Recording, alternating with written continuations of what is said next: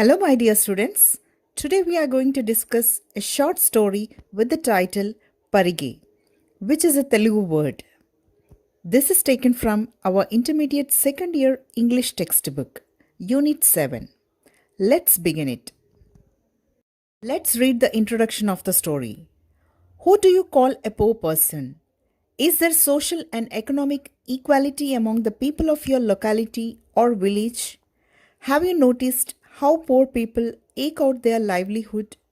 In villages, such people wander in the fields after harvest and collect the leftover stacks of paddy called Parige in the Telangana region. You find rag pickers in urban areas. Some resort even to begging. The poor people and the Dalits were treated inhumanly by the landlords and upper caste people in Telangana during the Nizam rule. Here is a touching story of a Dalit, that means a lower caste person who was put behind bars for no fault of his. This story, Parige, was written by Vattikota Alvar Swami, who was born in 1915 at Madaram village near Nakrekal in Nalgonda district of Telangana. He was a Telugu writer, human rights activist, communist leader, journalist, publisher, and the first novelist in Telugu. He was the uncle of Dr. Dasharathi Rangacharya. Born into an upper caste poor family, Vattikota Alvar Swami could not afford higher education. Nevertheless, he read widely and gained good command of Telugu. His frugal life taught him valuable lessons and provided him with a vantage point to study the lives of poor masses in close proximity. He identified himself with oppressed classes and participated in people's struggles against the Nizam, following which he was imprisoned. It was evident that he drew the material for his novels and stories from his own experiences. His short stories depict utter poverty of the poor, especially of Dalits, in feudal Telangana, and give us glimpses of inhuman social order that prevailed during the Nizam rule in the 1940s. Among a dozen or so such stories, Parige is one which is included in the collection entitled Inside the Prison, which is in Telugu called Jailu Lopala.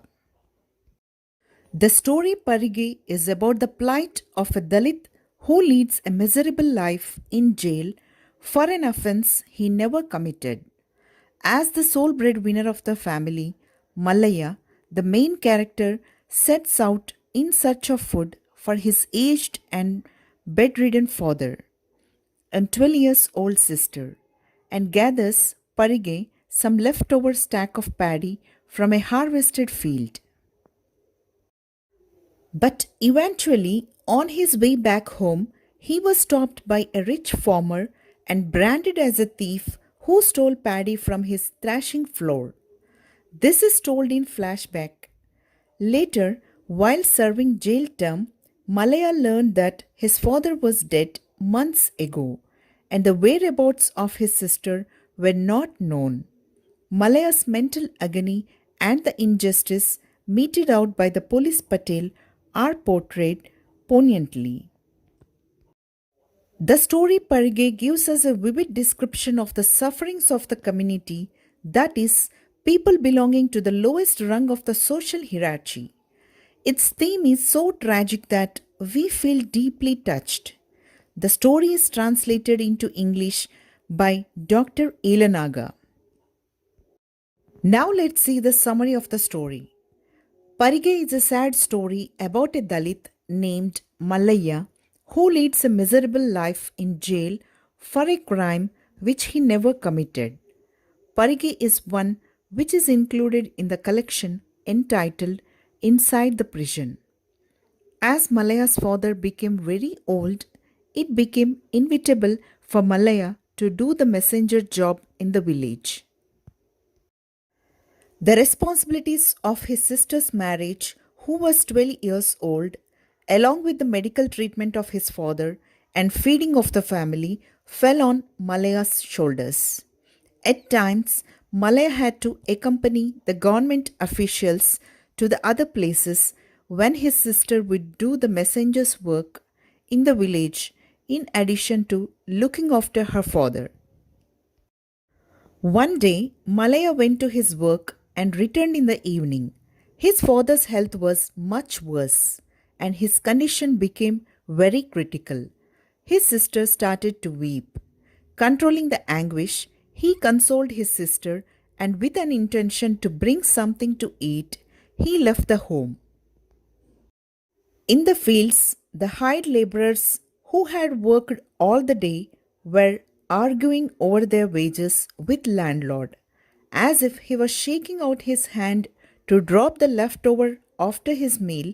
The landlord threw some grains into their laps. Watching this whole scene, Malaya felt hopeless.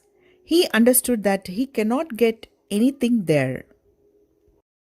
In the twilight, Malaya gathered the leftover stack of paddy one by one and, feeling proud for getting something to eat that night, which he thought was due to his father's usefulness, he started returning to his home like a valiant warrior with delight. But while returning, he was stopped by a rich farmer and was branded as a thief stealing paddy from his fields. Malaya could not prove his innocence. No one believed him that he collected the leftover paddy.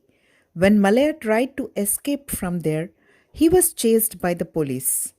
Then he was sent to jail for the crime which he did not do at all. His deceased father and helpless sister were left at home.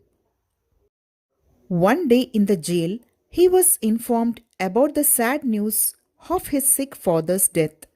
Malaya became miserable. He was anxious to know about his sister's whereabouts. He was told that his sister left the village and his house was in a decayed and forlorn condition. He was burning inside his heart. He thought that after having his meal, he can return to his cell and then weep. He had been waiting for a long time to cry loudly to unburden his sorrow. If they heard him cry, the Jawan sitting in the veranda could object. He believed falsely that he is fully independent. Then he cried aloud. He was worried about his sister, that what might have happened to her. So, this was the story of poor and innocent Malaya who had to spend in jail without doing any crime injustly, leaving his deceased father and helpless sister, who not even had freedom to cry over his pain of his father's death. This story reflects the situation of the poor Dalits who were oppressed by the upper caste people during the Nizam rule.